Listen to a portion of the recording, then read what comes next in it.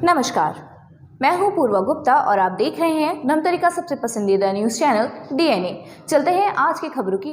लोकसभा चुनाव में मतदान के बाद धमतरी के पॉलिटेक्निक कॉलेज में स्ट्रांग रूम बनाया गया है और सभी ईवीएम रखे गए हैं। इनकी सुरक्षा 3 लेयर में बटे सुरक्षा कर्मी कर रहे हैं, लेकिन भीषण गर्मी के कारण आग लगने का खतरा भी है। ऐसे में स्ट्रांग रूम की बिजली काट दी गई है ताकि शॉर्ट सर्किट की संभावना ही न रहे। इसके बावजूद स्ट्रांग रूम में तैनात सभी अधिकारी कर्मचारियों को अलग आग बुझाने का प्रशिक्षण दिया गया।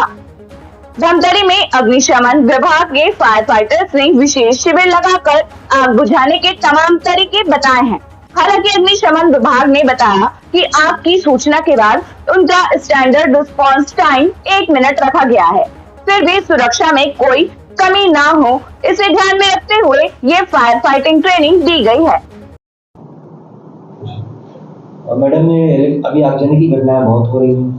स्ट्रांग रूम बना हुआ है, ईवीएम मशीनें सब रखी हुई हैं, तो वहाँ पर फायर सेफ्टी की क्या व्यवस्था और आप लोग किस तरह से उसको सिक्योर कर रहे हैं? स्ट्रांग रूम में जब ईवीएम मशीन वहाँ शिफ्ट हुआ, जब स्ट्रांग रूम की तैयारी हुई थी तो पहले से ही वहाँ जितने भी आगजनी से संबंधित घटनाएं हो सकती हैं उनको लेकर सुरक्षा बरती गई थी और मेरे द्वारा इंस्पेक्शन भी किया गया था पर्सनली। तो हमने वहाँ पहले से जो फायर एक्सटिंग्विशर लगे हुए हैं उनको पूरा चेक किया था कि वो रिफिल हैं या नहीं है, एक्सपायरी तो नहीं हो गया। जिनमें मतलब जो एक्सटिंग्विशर खाली थे उनको तुरंत जिला प्रशासन द्वारा रिफिलिंग करवाया गया था।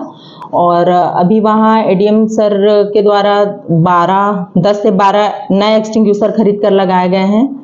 साथ ही हमारे भी वहाँ एक्सटिंग्विशर रखे हुए हैं, फायर एक्सटिंग्विशर। एक्चुअल में अगर आग लगेगी तो आप फायर ब्रिगेड का यूज वहाँ नहीं कर सकते, क्योंकि ईवीएम मशीन जो है वो पानी और फोम से वो पूरा खराब हो जाएगा, उसका सेंस ही पूरा खत्म हो जाएगा मीनिंग।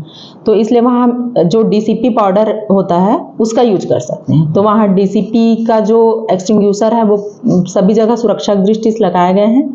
साथ ही जो स्ट्रांग रूम है वहाँ जो कनेक्शन है इलेक्ट्रिसिटी का सप्लाई वो बंद कर दिया गया है ताकि शॉर्ट सर्किट की कोई संभावना ना रहे। लेकिन अगर फिर भी कुछ आगजनी की घटना हो जाती है बाई चांस, तो उसके लिए भी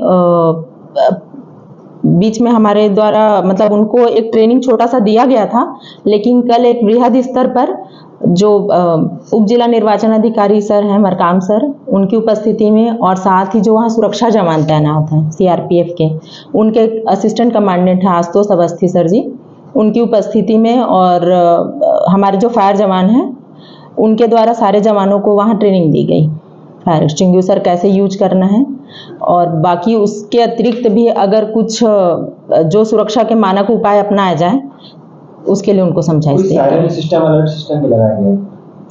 सायरन सिस्टम वहाँ लगा हुआ है, फायर अलार्म सिस्टम। और दूसरा ये है कि वहाँ जैसा हमारा मान लीजिए वो अपने साइड से कोशिश करते हैं, अगर कभी आगजनी की घटना हुई और उनके द्वारा कंट्रोल नहीं हुआ तो हमारे फायर कंट्रोल रूम धमतरी का अभी जो अग्नि सुरक्षा सप्ताह चल रहा था तो हमने हर जगह पोस्टर लगवाया था, तो वहाँ भी लगा हुआ है वो ऑलरेडी। तो उनको समझाइश दी गई है कि अगर कुछ होता है तो पहले आप उस नंबर पे कॉल कर सकते हैं। देश का देखिए सबसे बड़ा चुनाव, आम चुनाव, प्रधानमंत्री को चुनेंगे, इसमें तो वो ईवीएम के वोट भी उतने ज्यादा इम्पोर्टेंट हो जाते हैं। तो अगर आग लगती कोई घटना अगर घट जाती तो रिस्पांस टाइम क्या रहेगा आप लोगों का वहां तक पहुंचने, आप काम करना शुरू करने?